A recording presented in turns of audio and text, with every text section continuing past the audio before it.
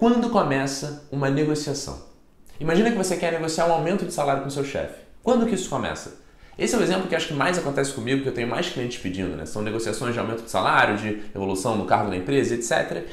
Tem um livro que eu acho sensacional, de um espadachim japonês, é um clássico chamado Miyamoto Musashi. E eu não vou entrar em muito detalhe não, mas tem algumas cenas de luta que eu gosto muito, porque uma em particular, que ele vai começar a lutar, né, o cara faz um movimento, ele saca a espada, ele joga a banha pro lado e ele fala, você já perdeu. Mas o mais interessante é que o Miyamoto Musashi ele vai observando as pessoas, ele vai notando elas, ele vai tendo várias interações antes da batalha começar de fato. Você vê que a coisa já começou, eles já estão se medindo, eles já estão se entendendo. E é isso que permite ele, aparentemente, né, no que seria o começo de uma batalha, já perceber que, acho que eu já ganhei aqui, acho que você já se deu mal. A coisa já começou diferente. Porque na verdade ela começou muito antes. E a mesma coisa é com negociação. Muita gente, quando eu pergunto, né, quando começa uma negociação, a pessoa diz, é quando você senta para negociar. Não, ok, a gente sabe que não é isso. Ah, não, é quando você manda um e-mail pro seu chefe, quando você telefona, quando você fala com ele que você quer negociar. Também não. Qualquer negociação começa, na verdade, muito antes disso. Começa com a sua ideia, os seus conceitos e preconceitos sobre o que é uma negociação.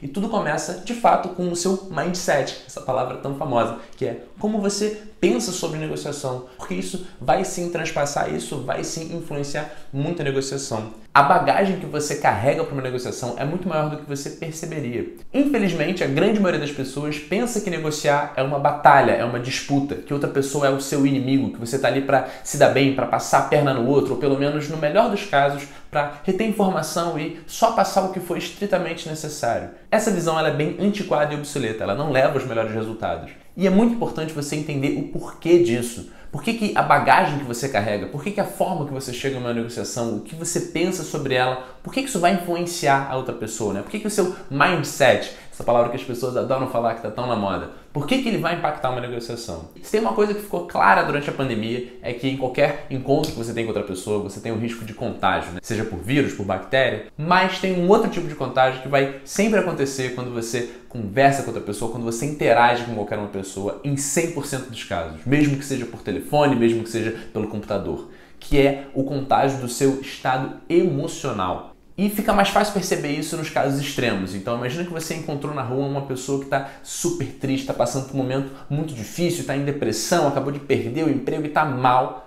É muito difícil que você saia desse encontro feliz. Você vai ser afetado emocionalmente por essa pessoa, mesmo que muito pouco. Foi um encontro curto, foi um encontro breve. Mesmo que você nem conheça tanto essa pessoa, isso vai te afetar. E o outro extremo também. Imagina que você encontra alguém que está super feliz, que ganhou um prêmio, que acabou de conquistar uma coisa que ela estava querendo há muito tempo e ela está com aquela energia contagiante. Essas são as palavras que a gente usa. Você sai de fato contagiado. O seu humor muda, mesmo que por pouco tempo, por conta daquela pessoa.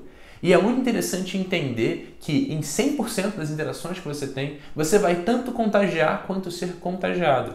E o contágio acaba sendo mais intenso de um lado para o outro em alguns casos. Então, um é obviamente quando a pessoa está num estado emocional muito dominante, muito forte, né? É mais fácil para ela contagiar o outro. Mas tem uma pegadinha aqui, tem pelo menos um ponto que é muito importante saber para quem quer aprender a negociar e quem quer ser mais eficiente nisso, é que quando você está consciente de como você quer contagiar o outro, você consegue um resultado muito melhor. E você consegue fazer isso de uma forma muito sutil e indireta. Tem uma série de técnicas, de táticas, de estratégias que a gente vai falar aqui sobre exatamente como você fazer isso. O que é uma empatia tática? Como é que a gente cria essa conexão? O que é o espelhamento? Como é que eu uso? O que são perguntas calibradas? Em que momento eu devo fazer elas? E como que eu vou usar? E como é que isso vai trabalhar a nossa relação de uma forma mais interessante, mais inteligente? Mas antes da gente mergulhar a fundo nesses assuntos, o primeiro ponto é você ter clareza da importância do seu mindset. Porque se você chega numa negociação e no fundo você está achando que aquela pessoa está querendo te enganar, está querendo te enrolar e que você também tem que segurar a informação, que aquilo é uma batalha, que está um contra o outro, isso vai passar. O ser humano evoluiu por muito tempo em grupos e tribos e antes da nossa linguagem verbal ficar tão sofisticada como ela está hoje em dia, a gente sempre foi muito bom em tanto enviar quanto receber a linguagem não verbal. Então, sem você perceber, você está o tempo todo lendo os sinais das pessoas, as expressões faciais que ela faz, o tempo, o ritmo da fala, a frequência da voz, a forma que ela gesticula. E isso tudo passa uma série de informações. Então, mesmo que você não queira, quando você está numa negociação, se você chega com essa cabeça, com esse pensamento no fundo, com essa bagagem, né, com esse preconceito, Isso vai transpassar para outra pessoa e muito provavelmente vai criar uma barreira, vai criar um obstáculo, porque naturalmente, de novo, de uma forma quase que instintiva, na maioria dos casos isso não é consciente, ninguém está pensando, putz, eu acho que pela forma que essa pessoa está falando, pelo que eu coletei aqui, talvez essa... Não, simplesmente a reação instintiva do outro lado é de ficar um pouco mais retraído, de ficar um pouco mais com o pé atrás e preparado para alguma coisa. E esse é um motivo importantíssimo para você mudar a sua visão do que é uma negociação. Se você só lembrar de uma coisa desse vídeo, de todos os vídeos que você for ver sobre negociação, que seja o seguinte: o melhor estado de espírito, o melhor estado mental, o melhor mindset para você ter em qualquer negociação é o da cooperação.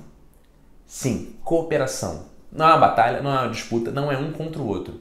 E quem fala isso não sou só eu, por exemplo, Chris Voss, ele é, na minha opinião, um dos melhores negociadores da atualidade. Ele foi o negociador do FBI por mais de 20 anos. Ele literalmente negociou com criminosos, com sequestradores, com traficantes, com pessoas com quem ele não tinha nenhum valor em comum, que ele não gostava, que ele não queria nada com elas e que ele sabia que estavam realmente de má fé numa negociação. E ainda assim, ele é a primeira pessoa a falar e frisar e repetir que o mindset mais importante para qualquer negociação é o da cooperação. Você nunca deve ver a outra pessoa como problema, e sim a situação como problema.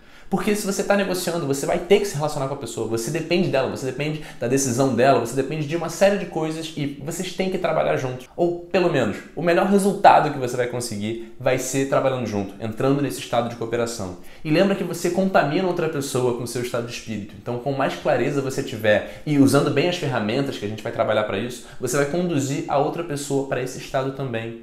Isso não tem nada a ver achar que o mundo é cor-de-rosa, que as pessoas vão chegar numa negociação prontas para... Não, nada disso. Você pode saber que você está indo negociar com uma pessoa que possivelmente vai estar de má fé, que vai querer te passar a perna, ou que está negociando com o seu chefe e tem alguma informação que você sabe que ele não pode te dar e tem alguma coisa esquisita ali. Ainda assim, o melhor mindset é o da cooperação. E você ser capaz de contagiar outra pessoa com esse seu mindset, você trazer a sua preparação, você trazer a sua organização para a negociação, vai ser uma forma de você controlar indiretamente a negociação. Você não precisa chegar impondo e falando, vai ser assim, assim, assado. Não, porque isso ia gerar aquela ideia do dilema, do debate. A outra pessoa ia perceber que você está tentando tomar o controle, ia subir barreira, ia começar a bater de frente. Isso não é nem um pouco eficiente. A gente vai trabalhar a fundo muitas formas de você fazer isso muito melhor, sem a outra pessoa perceber. Ou mesmo que ela perceba, não tem problema nenhum. Não é um embate direto. Você está convidando a pessoa a trabalhar junto com você na resolução daquele problema. Então, ok. Eu entendi que a forma que eu chego numa negociação tem um peso muito grande, que meu mindset vai influenciar o resultado da negociação, que eu vou tanto influenciar outra pessoa quanto ser influenciado por ela, e que se eu tiver consciente disso eu vou conseguir ter um resultado ainda melhor e que tem uma série de ferramentas, estratégias e técnicas e táticas para fazer isso. Qual é o próximo passo? Como é que eu me preparo agora de uma forma mais específica para essa negociação em particular que eu vou ter? Ok, vem comigo, eu te vejo no próximo vídeo.